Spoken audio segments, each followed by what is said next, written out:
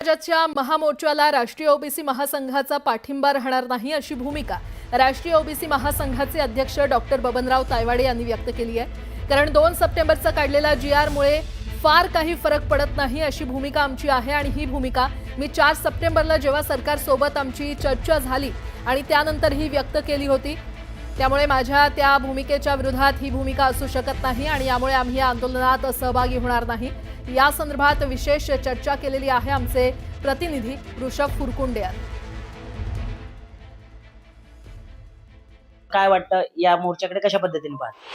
नाही मी आहे बघा, तुम्ही आपण जर घटनाक्रम विचारात घेतला तर जेव्हा मराठा समाजाचे आंदोलक यांनी मुंबईकडे कूच केली आणि त्यांच्या मागण्या होत्या की मराठा समाजाला सरसकट कुणबी प्रमाणपत्र देण्यात यावे, सर्व मराठे हे कुणबी आहेत अशा प्रकारे जाहीर करावं, तेव्हा त्यांच्या या मागणीला पूर्ण महाराष्ट्रामध्ये विरोध किंवा प्रतिकार हा फक्त राष्ट्रीय ओबीसी महासंघाने केला आणि आम्ही जाहीरपणे विरोध करून नागपूरला साखळी उपोषण सुरू करून त्याच्या माध्यमातून कुठल्याही परिस्थितीत ओबीसीच्या आरक्षणाला धक्का लागता कामा नये, सरसकट कुणब्यांची प्रमाणपत्र देण्यात येऊ नये या मागणी आणि इतर मागण्यांसाठी आंदोलन सुरू केलं।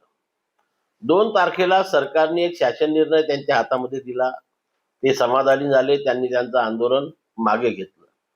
आम्ही त्या GRचं वाचन केलं, त्याच्यामध्ये जे संदर्भ दिलेले आहे 2000चा अधिनियम आहे, 2012चे नियम आहे, त्याला पकडून GR वाचला आणि आम्ही या निष्कर्षावरती आलो की या GR मुळे आपल्या ओबीसीच्या आरक्षणाला कुठेही धक्का लागलेला नाही। 4 तारखेला सरकारचे प्रतिनिधी आमच्यासोबत चर्चेला आले, आमची चांगली समाधानपूर्वक चर्चा झाली आणि आमच्या सर्व मागण्या मान्य करायचं त्यांनी आश्वासित केलं।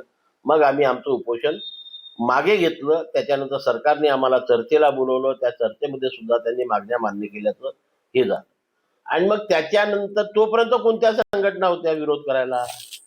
तोपर्यंत एकही संघटना या महाराष्ट्राची रस्त्यावर उतरली नव्हती आणि मराठाच्या आंदोलकांच्या मागणीला विरोध केला नव्हता। GR निघाल्यानंतर मग सर्व जेवढे काही नेते आहेत ते एकच त्यांचं म्हणणं होतं, ओबीसीचं आरक्षण संपलं, ओबीसीचं आरक्षण संपलं, ओबीसीचं आरक्षण संपलं। त्या मताशी मी कधीही सहमत होऊ शकत नाही।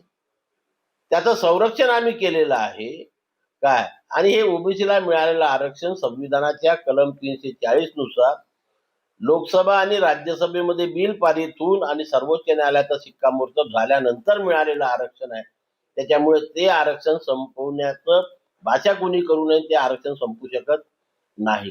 हे पुराव्यासही सांगावं ना, कुठलाही पुरावा नसता म्हणजे प्रमाणपत्र तर दाखवलं पाहिजे। तू आपले सर्वांचे एवढे कार्यकर्ते आहेत, त्या लोकांनी एखाद्या माणसाचं कागदपत्र आणून दाखवलं पाहिजे आणि ते जर खोटं निघालं तर त्या अधिकाऱ्याला आणि ज्यांनी प्रमाणपत्र घेतलं त्या दोघांना शिक्षेची तरतूद आहे कायद्यामध्ये।